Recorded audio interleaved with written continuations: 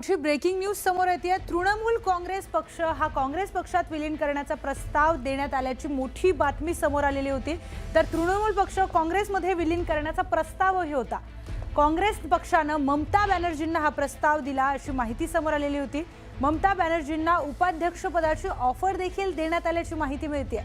ममता बॅनर्जींनी सोनिया गांधींची दिल्लीमध्ये भेट घेतली आणि यानंतर या राजकीय घडामोडींना वेग आल्याचं बोललं जात आहे। सूत्रांनी दिलेल्या माहितीनुसार जर ममता बॅनर्जी यांनी टीएमसी पक्षाचं काँग्रेसमध्ये विलीनीकरण केलं तर ममता बॅनर्जींना राष्ट्रीय उपाध्यक्ष आणि अभिषेक बॅनर्जी यांना महासचिव पदाची जबाबदारी दिली जाण्याची शक्यता आहे। त्यामुळे आता ममता बॅनर्जी काय निर्णय घेतात याकडे देशाचं लक्ष लागलंय। दरम्यान विलीनीकरणाच्या मुद्द्यावर संजय राऊत आणि मुख्यमंत्री देवेंद्र फडणवीसांमध्ये जुंपली आहे। पाहूयात। काँग्रेस पक्षातून जे जे घटक बाहेर पडले आहेत आणि त्याने आपापले पक्ष निर्माण केलेले आहेत त्या सगळ्यांनी काँग्रेसच्या झेंड्याखाली एकत्र येऊन एक मजबूत काँग्रेस उभी करणं ही आज काळाची गरज आहे।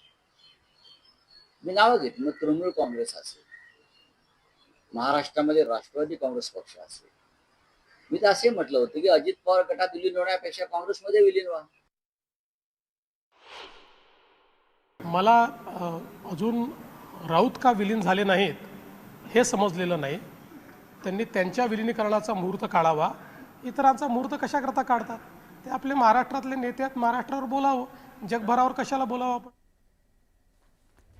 यानंतर एक मोठी बातमी समोर येते। तर मुंबईमध्ये सोसायटीमध्ये पांढऱ्या पट्टीचा वाद आता थंडावत असल्यानंतर एक मोठी बातमी, खासगी कंपनीने दिलेल्या जाहिरातीवरून आता एक नवीन वाद निर्माण झालाय।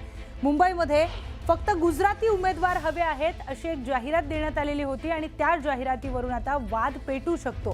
या जाहिरातीमध्ये फक्त गुजराती आणि मारवाडी उमेदवार असा उल्लेख करण्यात आलाय। हा मराठी माणसाला डिवचण्याचा प्रकार असून मराठी उमेदवार का नको असा सवाल मराठी एकीकरण समितीने केलाय। ही कंपनी कोणती आहे त्याचा शोध घेऊन पुढील कारवाई करणार असा इशाराही देण्यात आलाय। परंतु हा प्रकार सर्रास सुरू आहे। ही जी खाली जाहिरात तुम्हाला आता दिसते, या जाहिरातीमध्ये बघा काय जाहिरात आहे ही। नोकरी मुंबईमध्ये आहे आणि वेतन बघा तुम्ही 20 ते 25 लाख वेतन आहे। म्हणजे हे मराठी माणसाला नाही द्यायचं यांना। काय लिहिलंय? Only for Gujarati Marwari. मराठी माणसाने कुठं जायचं? म्हणजे हे सुरू काय आहे? माननीय मुख्यमंत्री देवेंद्र फडणवीस ज्यावेळेस मराठी माणसाला सल्ला देतात की हिंसा योग्य नाही आहे, मग तुम्ही अशा घटना थांबवणार आहात की नाही आहात? आता ही कंपनी आम्ही शोधून काढतोय, याची माहिती घेतोय, यांचे कानफड फोडणार।